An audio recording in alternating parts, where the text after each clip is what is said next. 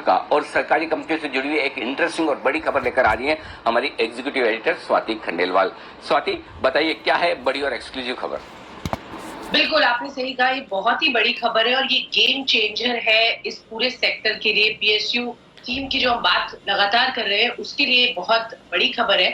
क्योंकि अगर आपको याद होगा, हमने लैंड बैंक पॉलिसी पर बात की थी और अब जो होने जा रहा है वो ये कि ये कैबिनेट में अप्रूव होने के लिए ऑलमोस्ट रेडी है। सूत्र में बता रहे हैं कि दीपम ने ये पॉलिसी पूरी तरह से अब तैयार कर ली है और इससे ये होगा कि जो बीमारी पीएसयूज के लैंड की वैल्यू अनलॉक होगी। और यही बात हम लगातार कह रहे थे आपसे बहुत समय से, और ऑब्वियसली इस पे बहुत काम हुआ। नीति आयोग से मिलकर दीपम ने इसका बहुत 2 साल रफली लग गए इस काम को पूरा करने में। एक स्ट्रक्चर अब फाइनली ये तैयार हो गया है और अब क्या होगा कि लैंड बैंक कंपनी का पूरा स्ट्रक्चर कैबिनेट में जाएगा और उसका अप्रूवल मिलते ही जो बीमारी पीएसयू कंपनीज हैं उनकी वैल्यू अनलॉक होगी। मैं आपको बता दूं, सरकार एक एसपीवी बनाने जा रही है जिसमें पीएसयूज की लैंड ट्रांसफर होगी। यानी सारी पीएसयूज अपनी जो लैंड है, उनके एसेट्स हैं, स्पेशली बीमारी कंपनीज, उनके लैंड इस एसपीवी में आ जाएंगे। और इस एसपीवी में आने के लिए सरकार लैंड वैल्यू की ऑलमोस्ट 1/3 यानी 33% रकम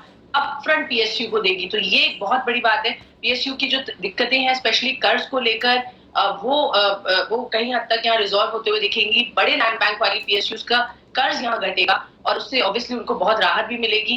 विन विन सिचुएशन देख रही है सरकार, कैसे वैल्यू मैक्सिमाइज करे लैंड का और कैसे पीएसयूज की हेल्थ इंप्रूव करे, क्योंकि ये एसेट्स की बहुत अच्छी वैल्यू है।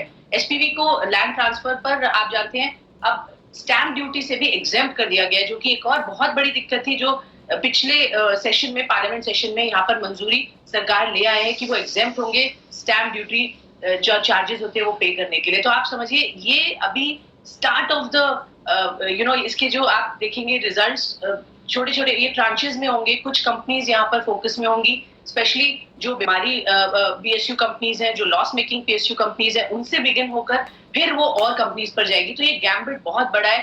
पीएसयू एसेट्स जिनके पास अभी तक बहुत लैंड बैंक थी, उनका क्या होगा, कैसे होगा?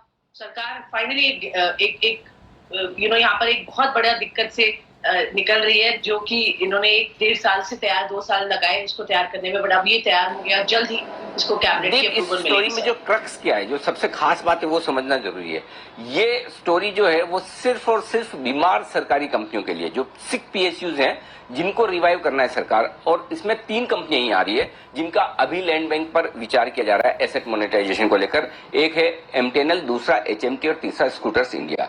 अब एचएमटी और स्कूटर्स इंडिया रिवाइव नहीं होगी, इनकी जो भी लैंड बैंक है वो एक एसपीवी बनाया जाएगा, उसमें बेचा जाएगा और उससे जो उसमें डाला जाएगा, उसमें से जो पैसा आएगा वो इनके जो डेटर्स क्रेडिटर्स हैं, जिनको इनको पैसा चुकाना है, उनको 50-60% में सेटल किया जाएगा और उनको पैसा दे दिया जाएगा और कंपनी वाइंड अप हो जाएगी। ये कंपनियां रिवाइव नहीं होने वाली है। इसमें तीनों में एक ही कंपनी है जो रिवाइव होने वाली है, जहां पर आपको फोकस करना चाहिए, वो है एमटीएनएल। और उसकी वजह क्या है मैं बताता हूं। एमटीएनएल में जो पैसा देना है, इन्हें सिर्फ वीआरएस का देना है एम्प्लॉइज को, और वीआरएस का 2 से 3 हजार करोड़ की जो लाइबिलिटी है वो पैसा एमटीएनएल को चाहिए। सामने 10,000 करोड़ से ज्यादा का उसके आसपास का लैंड बैंक है। अब होगा क्या, एक एसपीवी बनेगी, उसमें ये लैंड बैंक शिफ्ट हो जाएगा, ठीक है।